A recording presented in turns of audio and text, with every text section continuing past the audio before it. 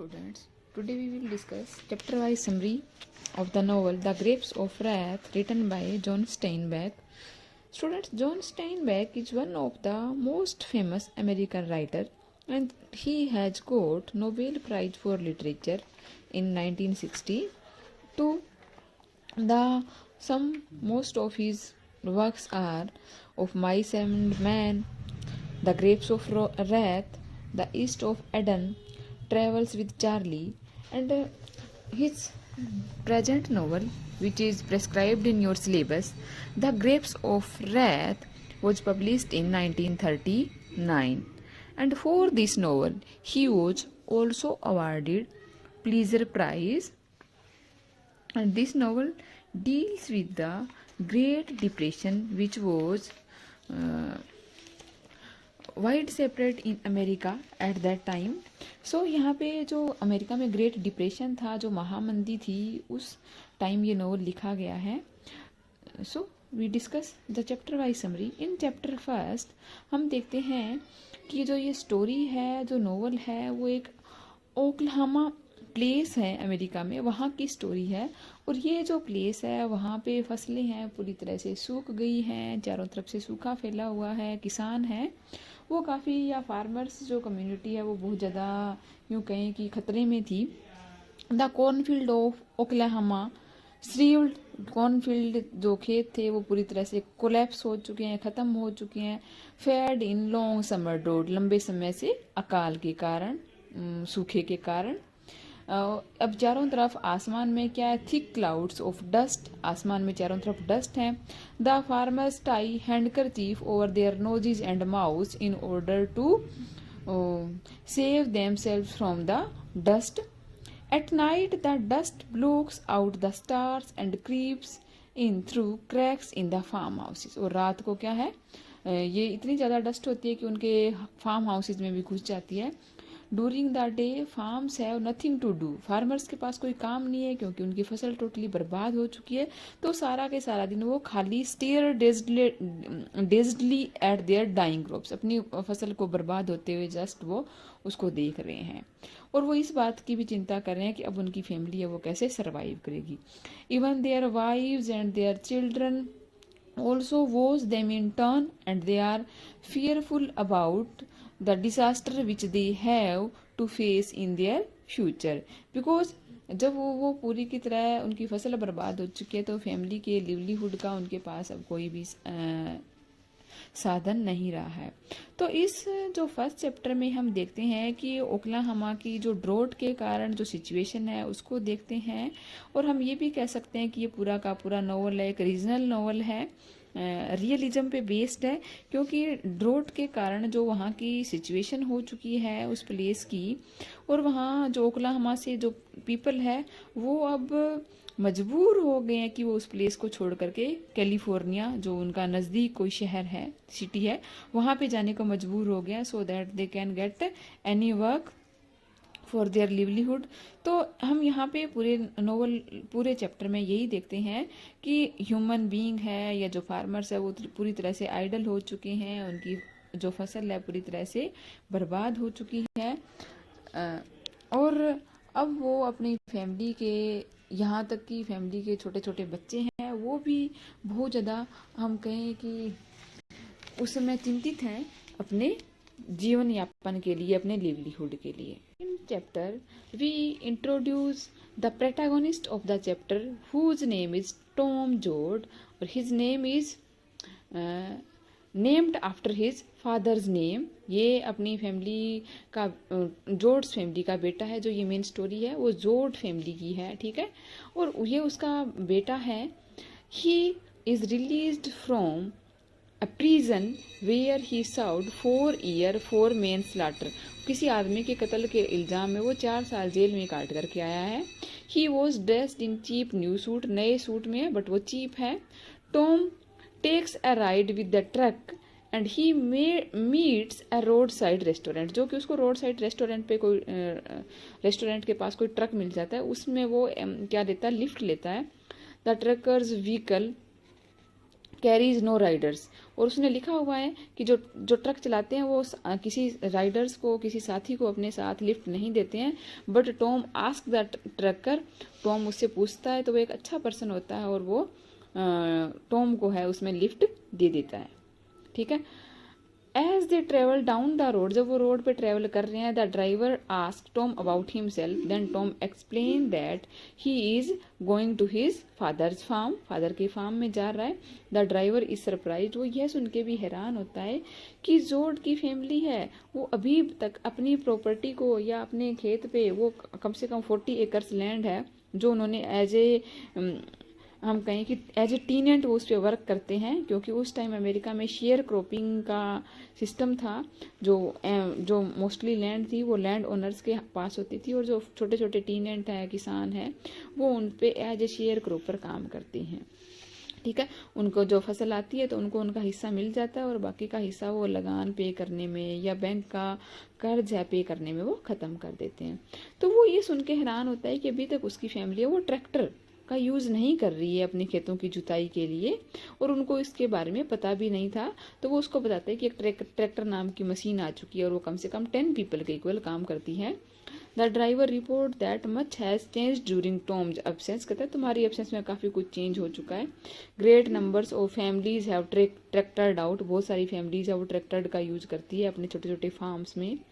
The driver fears that Tom has taken offence of his questions, अब driver को ये भी डर है कि शायद है टॉम है उसके क्वेश्चंस से कहीं खुद को ऑफेंसिव फील ना करे, क्योंकि वो उसको विश्वास दिलाता है कि वो दूसरे पर्सन्स जैसा नहीं है कि जो दूसरों के कामों में हाथ अड़ाए, या जब वो उसको पूरी तरह से ऑब्जर्व करता है ड्राइवर को पता लग जाता है कि वो जेल में से आए, क्योंकि वो प्रिजन की ड्रेस में होता है। और loneliness of life on the road he confides in Tom can wear a man down. Tom senses the man looking him over, वो देखता है कि उसको चारों तरफ से देख रहा है, noticing his clothes and he admits that he, जब टॉम उसको बता देता है कि वो अभी अभी जेल से आया है। The driver assure Tom that such news doesn't bother him, कहता है उस न्यूज़ से उसे कोई फर्क नहीं पड़ता। Tom laughs telling the driver that now he has a story to tell, अब कहता है अब मैं तुम्हें कुछ स्टोरी बताऊंगा। In every joint from here to Texas the truck comes to a stop at the road leading to Joads' farm, जब Joad का फार्म नज़दीक आ जाता है तो ट्रक है वो रुक जाता है, और वहाँ पे टॉम है वो गेट्स आउट, ट्रक से बाहर आ जाता है। तो यहाँ पे हमें यही बताया गया है कि जो फार्मर्स है वो शेयर क्रॉपिंग पे काम करते हैं, और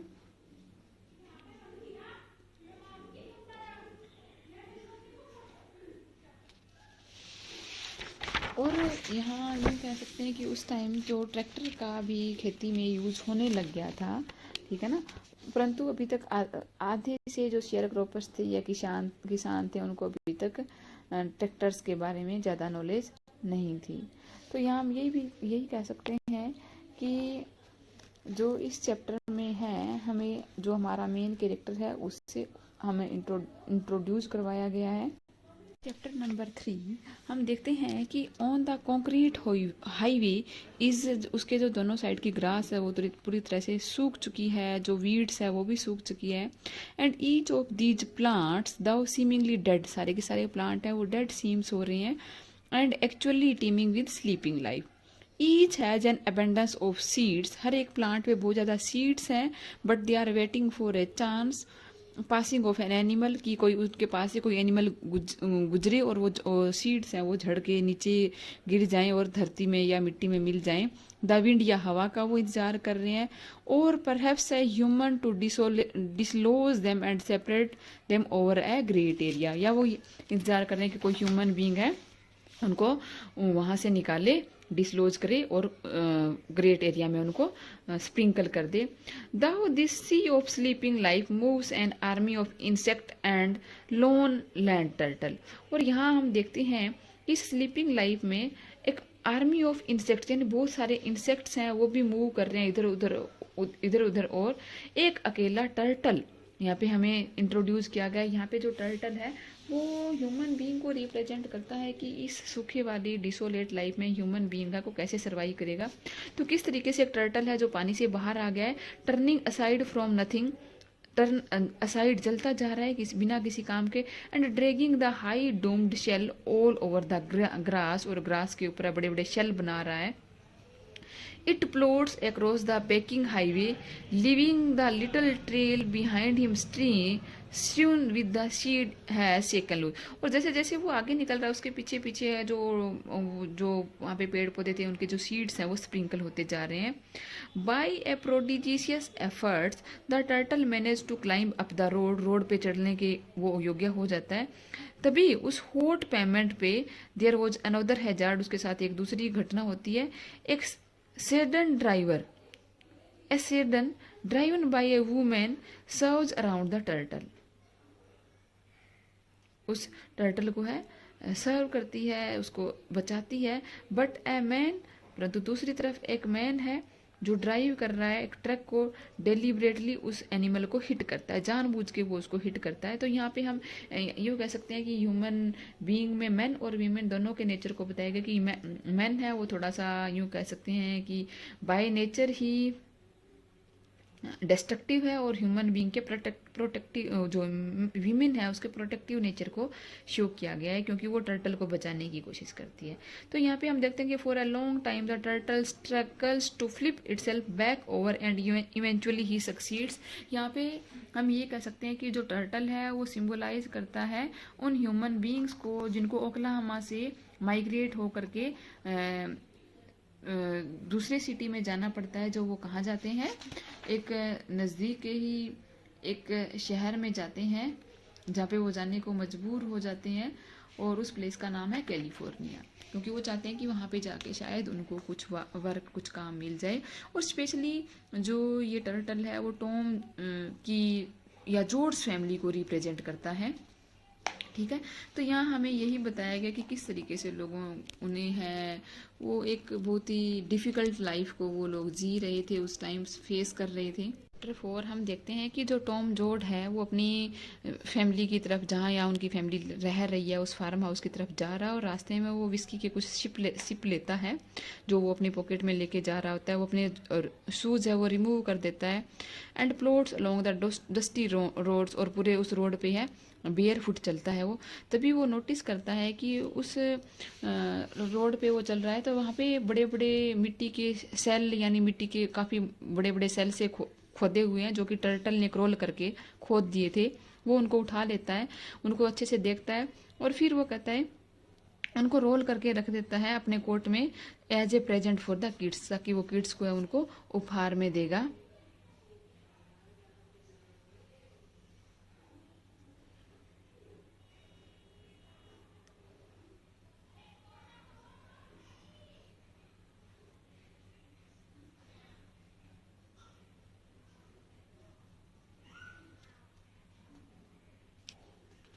टॉम है heads for the shelter of willow tree, एक ट्री के नीचे वो शेल्टर लेता है, और वहाँ पे पहले से ही वो पाता है कि उस प्लेस पे जिम कैसी भी होता है जो कि एक प्रीचर है जो लोगों को प्रीच करता है, और उसी ने उसको बैप्टाइज भी किया था, यानी उसका नाम भी रखा था। अब तो वो उसको देख करके कुछ शेड जिम है उस शेड में फैला हुआ है या लेटा हुआ है, कहता है yes sir that's my saviour, ये मेरा प्लेस है, माई ट्यून है, मेरा प्लेस है, दैट्स माई बॉय। तो यहाँ पे कैसी है कुछ टाइम बाद रिकॉग्नाइज कर लेता है, टॉम को पहचान लेता है कि ये टॉम है, और टॉम भी उसको पहचान लेता है कि ये कैसी है द प्रीचर। तब कैसी उसको करेक्ट करता है कि उसने प्रीचिंग का काम छोड़ दिया है, तो वो उसको कैसी द प्रीचर ना कह करके ओनली क्या कहे, कैसी कहे। तो वो जो सारे दिन है उसके पुराने वो बीत चुके हैं। कैसी कहता है जिम कैसी ना हो, तो अब टॉम उसको थोड़ी सी विस्की ऑफर करता है, परंतु वहाँ पे कैसी कहता है कि अभी तक उसकी जो स्पिरिट है प्रीचर वाली, उसने प्रीचिंग तो छोड़ दिया बट प्रीचिंग की जो स्पिरिट है वो अभी भी स्ट्रॉन्ग है, सो वो उसको टच भी नहीं करेगा। तो कुछ ऐसी दोनों की बातें होती है, और तभी वो नोटिस करता है जो जिम कैसी है कि उसके कोट के नीचे है वो स्ट्रगल कर रहा है टर्टल। तो कैसी है उसको कहता है कि कोई भी एक पर्सन है वो अपने साथ है, एक टर्टल को नहीं रख सकते क्योंकि उसे कंटिन्यूस वर्क करना है, और तब तक कि वो यहाँ से अनटिल दे फाइनली एस्केप, जब तक कि वो इस सिचुएशन को है ओवरकम नहीं कर लेते।